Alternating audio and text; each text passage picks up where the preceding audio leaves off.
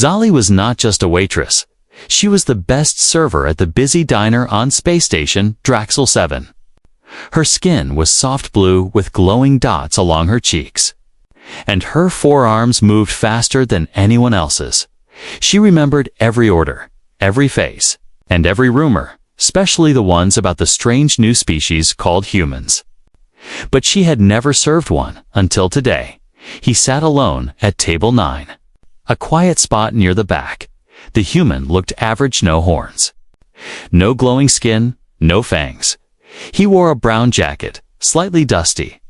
And his black hair looked messy like he had slept in it. But his eyes? They were calm, too calm for someone in the middle of a space station filled with loud aliens. Zali walked over with a pat and smile. "Welcome to Starlight Grub," she said. Trying to sound cheerful, the human looked up and nodded politely. "I'll have the spiced root stew," he said. His voice deep but gentle. Zali blinked. "You? No alien food."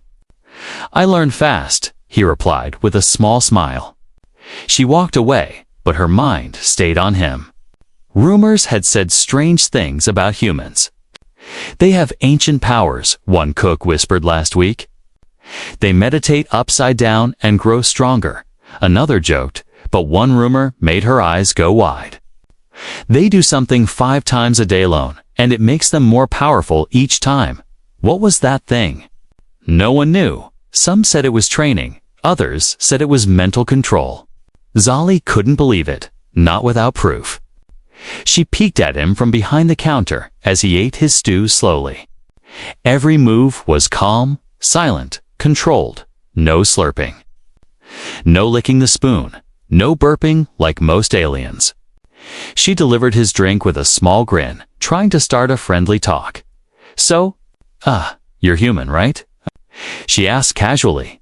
"Yes," he said, not looking up. "Is it true? You guys, you know?"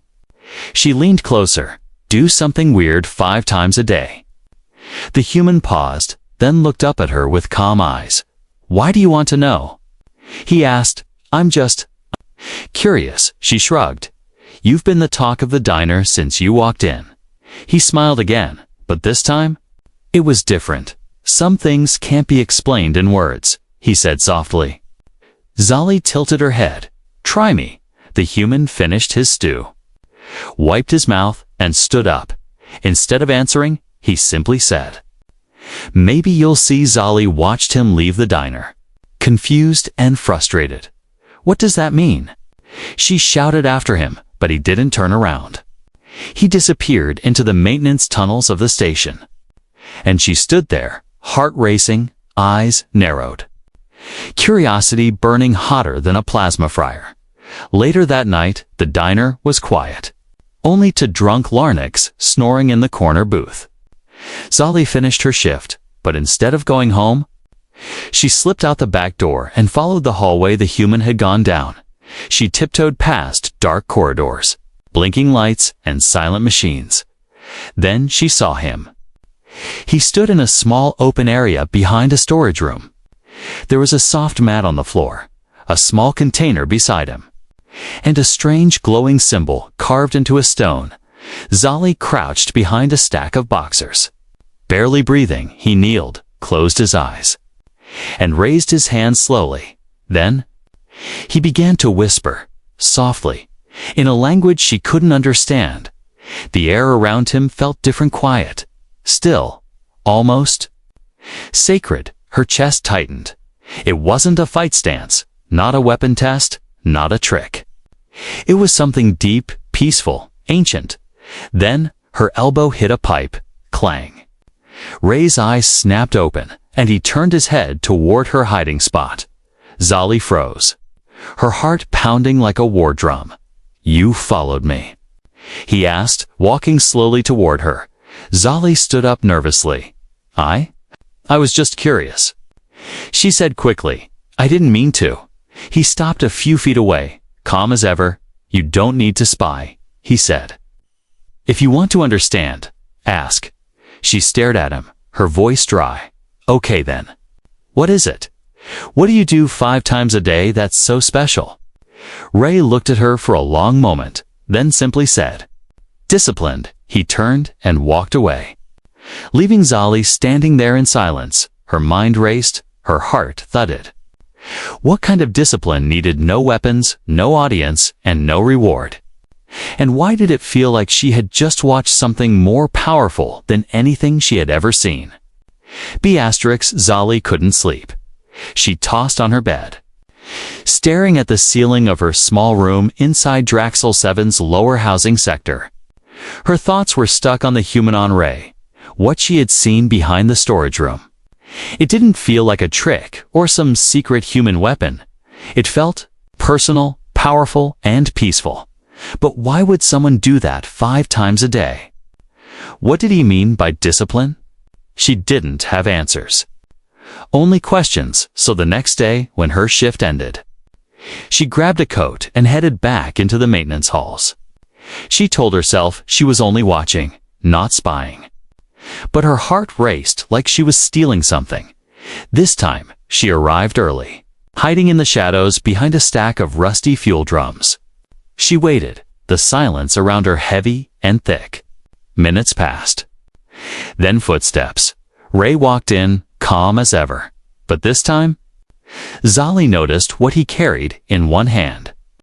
He held a small folded mat, dark green and clean, in the other. A silver flask that caught the light just enough to glow. A pouch was tied around his waist, and from it, he pulled out a smooth black stone, etched with glowing line symbols, unlike anything she'd seen before. He placed the mat on the floor with care, aligned the stone before him, and placed the flask beside it. He removed his shoes, stepped forward, and kneeled in complete silence. Zali didn't dare breathe. Then, just like before, he raised his hands and whispered something under his breath. No music, no tools, no tech, just stillness. Words, movement, and presence. She watched every detail. His body moved slowly, rising and lowering, his forehead sometimes touching the mat, sometimes his palms resting on his thighs. It was like watching a dance, only he understood, and yet, it felt ancient, like it had been passed down for generations. Zali's chest tightened again, but this time, not from fear. It was something deeper. Something she didn't have a name for. She leaned closer to close. Her elbow tapped the edge of a metal pipe clack. Ray paused, his head turning slightly. "I know you're there," he said calmly, without opening his eyes. Zali froze, wide-eyed, after a few seconds. Ray opened his eyes and stood up. "You really don't give up, do you?" he said, turning toward her. Zali stepped out from her hiding spot slowly, raising her hands. "I wasn't spying." She lied quickly. "I was just observing." Ray gave a small smile. "Then come observe properly," he said, motioning to the mat. But quietly, Zali blinked, surprised. Then stepped forward cautiously. She sat on the cold floor near the mat, not too close, but close enough to feel the warmth from the stone. "Why do you do this?" she asked in a whisper. Ray sat back down and looked at her. "I do it because I must," he replied. "It keeps me grounded, alive." Zali tilted her head. It looked like some kind of dance. "It's not a dance," he said. "It's a connection." "To what?" "To everything." She opened her mouth to ask more questions, but Ray raised one finger, asking for silence. He returned to his position, closed his eyes, and continued. This time, Zali watched in stillness for 10 full minutes. She didn't speak, didn't move, didn't fidget. Her mind, always so busy, so loud, suddenly felt quiet. When Ray finally opened his eyes and finished, she felt like time had stopped. He turned to her, "Better?" he asked softly. Zali didn't know what to say. She nodded. "I've never felt that before," she whispered. Ray stood and began packing his things. Zali watched him fold the mat, place the stone gently back into the pouch. "These things," she said. "They look old." "They are," he replied. "Older than your station. Older than most of the species here. Then why do only humans use them? Ray looked at her with a soft smile, because not everyone remembers where peace comes from. She wanted to argue, but couldn't, not after what she felt. He began to walk away, but this time.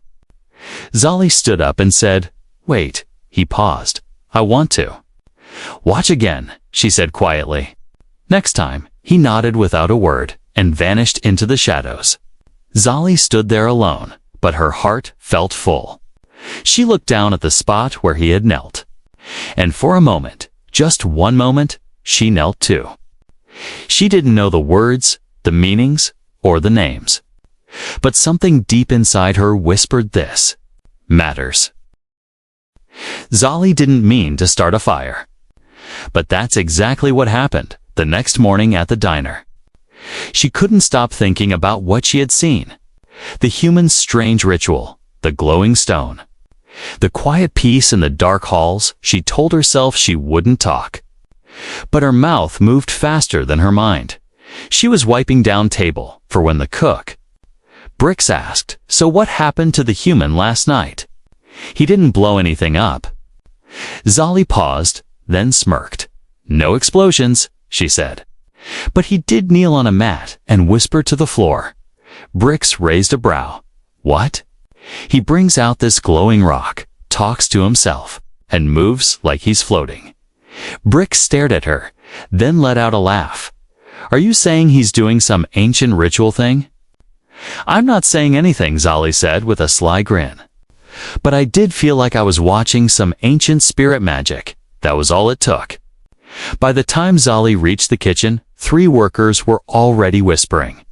"Did you hear what the human does at night? They say he speaks in code to a hidden god. He floats above the floor during his 5th session." Zali's words had twisted, grown, and turned into wild stories. She tried to control it, but it was already out of her hands. Every species on the station had their own version of the tale. Some thought it was secret military training. Others believed it was a ritual for summoning more humans. One even said Ray was preparing to transform into a godlike being after his 5th session. Zali watched it all unfold with a mix of guilt and amazement. All she wanted was to understand him. Now it felt like she had thrown him into a fire pit made of curiosity and fear. Ray came into the diner the next day like nothing had changed. Same calm walk, same quiet voice.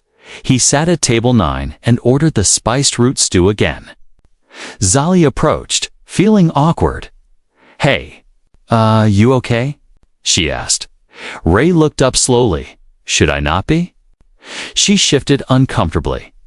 "They're all rumors, you know. I expected that," he said, taking a sip of water. "You're not upset?" "No," he said. "People fear what they don't understand." But that didn't mean it was over. Security officers started showing up around Ray's usual pathways. They didn't stop him. But they followed, watched, noted everything. Some even peeked into the maintenance halls to find his ritual room. Zali tried to warn him. "Maybe stop for a while," she whispered one evening. "Let things calm down." Ray shook his head. "If I stop because others are afraid, then I'm no longer myself." That night, 2 station guards watched him perform his quiet session. They said nothing, just stood in silence, unsure of what they were even looking at. Ray ignored them. His focus never wavered. Not even when one of them coughed loudly, just to break the silence, and still. The rumors grew louder. The alien bartender claimed Ray could glow in the dark when no one was watching. The cleaning droid insisted it scanned high electromagnetic energy every time Ray was on the floor. One customer refused to eat in the diner because the human's powers might affect the food, but the strangest thing of all. Some began to feel drawn to it. Whispers turned from fear to fascination. "I want to see it," someone said. "Maybe it brings luck," another added. "He's always so calm," a third whispered. "I wish I could feel like that." Zali began noticing small changes around her. The chef, who always shouted during rush hour, was quieter. The alien child who used to throw noodles on the floor now sat calmly. Copying the hand positions she had seen Ray use, it was spreading, slowly. Like ripples from a quiet stone dropped in water. One afternoon, Ray didn't come. The entire diner felt different, quieter, more tense. Like something important was missing. Zali felt it deep in her chest. She missed his calm energy, his presence, even his silence, that night. She went to the ritual spot again. He wasn't there. Only the faint outline of his mat in the dust. She sat in his place, looked at the stone markings on the floor, and closed her eyes. She tried to breathe like him. Sit like him, listen like him. For a few minutes, she felt nothing, but then, something small changed inside her. Not a power, not magic, just stillness. When she opened her eyes, her heart was slower, her mind was quieter. She didn't understand it, but she knew one thing for sure. The humans 5 times a day wasn't about strength or magic. It was about something far deeper, and the whole station had no idea what was coming next. Zali couldn't take it anymore. The whispers, the watchers, the weird rumors, everything was spinning out of control. And Ray, the calm human at the center of it all, just kept doing what he always did, 5 times a day, quietly, without asking anyone's permission, while the entire station exploded with curiosity and fear. He just breathed, but Zali needed answers, not guesses, not theories, not half-told stories from drunk aliens. She wanted the truth from him. That's why she waited for him that afternoon, not in the shadows, not spying this time. She stood at the end of the hallway, arms folded, legs shaking a little. Ray turned the corner, carrying his folded mat. As always, he noticed her and paused. "You're early," he said calmly.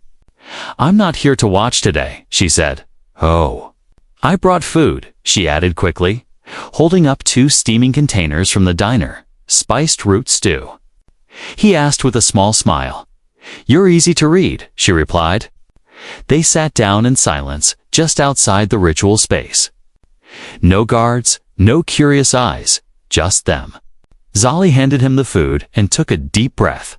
"Why do you really do it?" she asked. "And don't say discipline this time." Ray ate a spoonful before answering. "It is discipline," he said slowly, "but it's also connection, peace, and remembrance."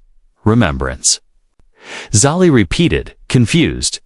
"Yeah." He looked out into the hallway. Back on Earth, humans are loud, busy, always chasing something: money, fame, noise. But some of us were taught to stop, breathe, and remember where we came from. Who we are. Zali listened, her curiosity sharpening. "You do it 5 times a day to remember who you are." Ray nodded. "It brings me back to myself, even in a place like this." "Especially in a place like this," he said. "Where everything is trying to change you?" Zali frowned. "Most aliens think you're summoning power." "I'm not. They think you're preparing for war." "I'm not. They think you'll explode into light after your 5th session." Ray laughed for the first time. "That would be impressive," he said. "But no, I just sit, breathe, reflect, and speak to something greater. Greater. Something beyond planets and species," he said, looking up. "Something older than time." Zali stared at him for a moment. "You mean?" "A god." Ray didn't answer right away. "I mean faith," he said softly. "Not a weapon, not a show, just faith." Zali didn't know what to say. No one on the station talked like this. Most prayed only when they were in trouble or when they needed luck. But Ray, he did it 5 times a day without needing anything in return. "You're strange," she whispered. "I get that a lot," he replied. Still smiling, they ate in silence for a while. The quiet between them no longer awkward. It felt real. Then she asked the question, burning in her chest. "Why let me watch?" Ray looked surprised. "Most people would hide it," she said. "But you just kept doing it even with guards watching." Because truth isn't something to hide, he said. And if I hide it, then maybe the rumors become true. Zali nodded slowly. What if they tell you to stop? They can't, he said. They don't own my mind. Zali stared at him, unsure whether to admire him or be afraid of him, but either way, she respected him. No one else she knew had that kind of strength, not with weapons, but with peace. Ray stood up, folded his mat again, and looked down at her. Want to join this time? Zali's eyes widened. Me? You don't have to say the words, he said. Just sit nearby, close your eyes, and breathe. She hesitated, then stood slowly. I don't know how to. Do it right. There is no right, he said. Only honest. So she followed him into the small space. He placed the stone in front of him, the flask to his side, and knelt with ease. Zali knelt a few feet away. Awkward and stiff, she closed her eyes, tried to breathe deeply, and waited. She didn't understand the words he spoke, but she felt the meaning, a quiet rhythm, like waves touching a distant shore. His voice wasn't loud, but it reached something inside her, a still part of her soul she didn't know existed. When he finished, she kept her eyes closed for a few more seconds. Her heartbeat was calm, her thoughts slow. When she opened her eyes, she saw Ray smiling at her, not with pride, but with understanding. You don't need to be human to feel it, he said. She smiled back. 5 times a day. Still sounds like too much? Ray chuckled. You get used to it. Zali looked at the glowing stone, at the mat, at the peace in the air. Maybe she would get used to it too. The next time came faster than Zali expected. It was early morning, the station lights still dim, the air quiet except for the soft hum of the walls. She found herself already walking toward the maintenance tunnels before her shift had even started. No one followed her this time.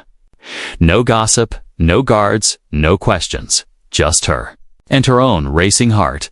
Ray was already there, kneeling as always, but today he had placed a second mat beside his. She paused at the edge of the small space, eyes wide. He looked up and said simply, I thought you might come.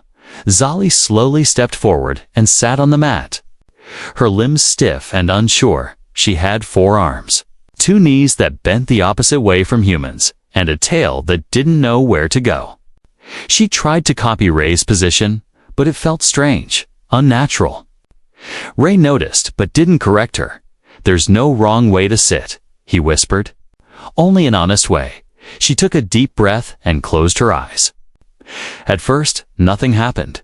She heard the low sound of Ray's voice, speaking in the same soft, ancient rhythm. But her mind jumped around. She thought of the diner, her shift, the gossip, the time, the rumors, the way she probably looked. But then, something changed. Ray's voice didn't just fill the space, cleared it. It was like all the noise in her head slowly began to fade. Thoughts still came, but they passed like clouds. Her breathing slowed, her arms relaxed, her tail curled gently beside her. When the session ended, she didn't want to move. Her eyes remained closed even after Ray went silent. Finally, she opened them and looked at him. You do that 5 times a day? She asked quietly. I try, he replied. She didn't laugh, didn't joke this time. Instead, she whispered, I think I understand now. Ray nodded. It's not about understanding, he said. It's about feeling. That day at the diner, everything felt different. The clattering plates didn't bother her. The loud customers didn't annoy her. Even Bricks, the loudmouth cook, couldn't shake her calm. You're smiling too much, he teased her. What did the human do, brainwash you? Zali just smiled. Nope, she said. He helped me see myself. More aliens noticed the change in her. Her voice was softer, her steps lighter. She didn't snap when orders were late or customers were rude. She simply took a breath, then continued working late that night, after the last table was cleared. She went back again. This time, she wasn't nervous. She wasn't confused. She was ready. Ray was already there. Lighting a small candle this time beside the stone, Zali sat without being told, closed her eyes without hesitation, and joined him in silence. 10 minutes passed like 10 seconds, then 20, then more. She didn't count. She didn't care. After the session, she didn't speak. Ray looked at her and smiled. "You stayed longer this time," he said. "I didn't want to stop," she whispered, "for the first time in my life." "I felt nothing," he nodded. "And sometimes nothing is exactly what we need." She chuckled. "How do you do it in the middle of a busy day?" "In the noise," he said, "is where silence matters most." The next day, something unexpected happened. Another worker from the diner followed her Kieri. "A shy server with big ears and blinking eyelids. I heard you." "Sit with the human," Carrie said nervously. Zali nodded slowly. "Yes, I do." "What does it feel like?" "Like coming back to yourself." Carrie hesitated, then asked, "Can I come too?" Zali smiled. She didn't answer with words. She simply handed Carrie a folded cloth mat. The circle began to grow. Zali didn't know where it would go. She didn't know if more aliens would join or if the station would allow it. But she knew one thing for sure. What started as a joke, a rumor, a mystery about doing something 5 times a day, was becoming a quiet revolution, and it had only just begun. Asterisk, for 2 days straight, Zali, Carrie, and even one of the kitchen bots joined Ray in silence. It had started with curiosity, then respect. Now it felt like something sacred, but peace, especially in a place like Draxel 7, never stayed untouched for long that morning. The air inside the diner changed. You could feel it like static crawling over your skin. Zali stepped out of the kitchen and froze. Standing in the middle of the dining area was a tall alien woman dressed in full black armor, her silver rank badge shining like a warning light. Her skin was smooth gray, her eyes sharp as knives. Everyone fell silent. Even the loudest customers, Station Commander Threx, had arrived. She didn't speak at first, just scanned the room slowly, stopping when her gaze landed on Ray, who was eating his usual stew, calm as ever. Zali swallowed hard and rushed to her. "Commander," she said quickly, "would you like a table?" Threx didn't look at her. "I came for the human," she said coldly. "Escort him to the upper meeting chamber." Ray didn't resist. He stood slowly, wiped his hands, and nodded. "Lead the way," he said gently. Zali watched them leave, her hands shaking.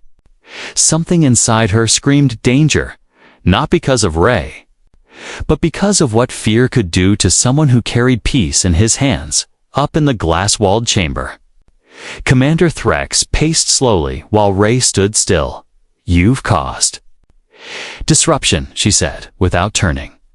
Ray remained quiet. "You've been followed, monitored, observed," she continued. "Your presence is changing the flow of activity, discipline, and control." "I've only knelt," Ray replied calmly, and breathed. "That's the problem," she snapped, turning toward him. "Your silence draws more attention than noise." Ray tilted his head. "Is silence dangerous now?" Threx's jaw tightened. "No one knows what you're doing," she said, "and what they don't know, they fear." Ray stepped forward, slowly. "I haven't hurt anyone," he said. "I've only helped a few breathe easier." Threx raised her hand. "Enough with riddles," she said. "Are you teaching a ritual? A control technique? A mind influence program?" Ray blinked. "No," he said. "I'm practicing peace." Threx stared at him for a long time, then sat down, folding her hands. "Explain it," she said. "All of it." So Ray did. He told her about Earth, about the chaos, the war, the noise, the distractions. He explained how some humans still followed an ancient way, one that didn't need tech or machines. A way that needed only a mat, a moment, and intention. He told her about the 5 times a day, not as rules, but as reminders. To return to stillness, to humility, to connection. Threx listened, quietly, and for a brief moment. Her fingers stopped tapping the table. Her breath slowed, her shoulders relaxed. She didn't speak for a full minute. Then finally, she said, "What happens if I sit with you?" Ray gave a small smile. "Then you breathe," he said. Like the rest of us, later that night, Zali was pacing outside the ritual space. She had no idea what had happened upstairs. Had Ray been punished? Deported? Arrested? Then? She heard footsteps. She turned and froze. Ray was walking toward her. Beside him was Commander Threx. Without her armor, without her rank badge. Just in plain station uniform, Zali blinked. "Wait, what?" Ray nodded at her. "She wants to join." Zali stepped back as the commander knelt down beside Ray's mat. No guards, no weapons, no speeches, just silence. The candle was lit, the stone was placed. And the session began. Zali sat too, still stunned. More footsteps followed. Carrie arrived, followed by 2 security guards off duty. Unsure but curious, 5 minutes into the session. The room was full, and no one said a word. Peace had filled the darkest corners of the station. And not by command, not by force, but by choice. When the session ended, Commander Threx opened her eyes and whispered, "I haven't felt like this in years." Ray nodded. "That's why I do it." She stood up, looked at the group, and said something no one expected. "From now on, this space will remain open. 5 times a day, anyone may join. No questions, no orders." Just breathe. Zali felt her chest swell with something she hadn't felt in a long time. Hope. The station wasn't just watching anymore. It was changing. 5 days had passed since Commander Threx joined the session. Since then, everything on Station Draxel 7 had shifted. Not in loud, dramatic ways, but in quiet ones, the kind you only noticed when you finally stopped running. The ritual space, once a forgotten hallway behind the maintenance room, was now filled with soft mats, warm candles, and glowing stones of every shape and color. Aliens of all kinds came and went, some just to watch, some to join. No one was forced, no one was judged, and yet, more and more came, every single day. Zali watched from the corner one morning. Her heart full. Ray sat at the center. Like always, calm and steady. Carrie was beside him, her eyes closed and hands folded over her lap. Even the grumpy kitchen bot now sat during breaks, entering low power mode to simulate peace. It was strange, magical, and real, and it all began with one human doing something strange 5 times a day. Zali still remembered when she had laughed at the rumor. Now, it made her laugh for a different reason. Because the truth had been far greater than the joke. That evening, after the last session of the day, Ray sat alone in the space. Zali brought him tea, sat beside him, and looked at the quiet hallway. "Did you know this would happen?" she asked softly. Ray shook his head. "No," he said. "I only hoped it might help someone." She smiled. "Well, you helped everyone." Ray took a sip of the tea and stared ahead. "I didn't change anything," he said. "I just showed them something they already had inside." Zali tilted her head. "You really believe that?" Ray looked at her, calm as always. "I don't believe it," he said. "I've seen it." The next day, something unexpected happened. A group of new arrivals docked at the station traders. Diplomats, travelers from systems far away. They were loud, fast-talking, and full of suspicion. When they heard about the Human Ritual Club, they mocked it 5 times a day. One of them shouted in the diner, "What are they charging their brains?" Another laughed, "Sounds like a broken software loop." Zali served them without smiling. But she didn't argue. She didn't need to, because that night, She saw one of those same travelers peeking into the ritual space. The next night, he joined and didn't laugh again. Commander Threx issued a new policy 2 days later. A message sent to all staff read, "Optional silence sessions are approved for all staff and residents. Maximum of 5 times a day, open to all species, no rank. No uniform required. Peace is not weakness." That last line made Zali tear up when she read it. On the 7th day, during the 5th session, something beautiful happened. The entire ritual space was full of her 50 beings sat together in silence. Species that had never spoken to each other before. Enemies, rivals, strangers, all breathing together. No fighting, no trading, no ego, just peace. And at the center of it all was the human who had once just wanted to kneel quietly without being interrupted. Zali looked around at the circle, then looked at Ray. "You've changed us," she whispered. Ray opened his eyes and said, "No. You changed yourselves." Later that night, she sat alone where it had all begun. Behind the diner, next to the storage room. She remembered the first time she saw him kneeling there.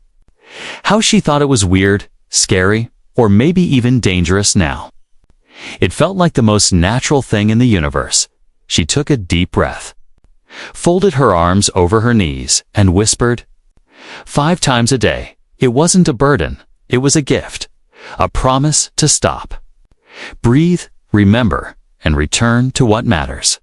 Not power, not fear, not control, but peace forever changed.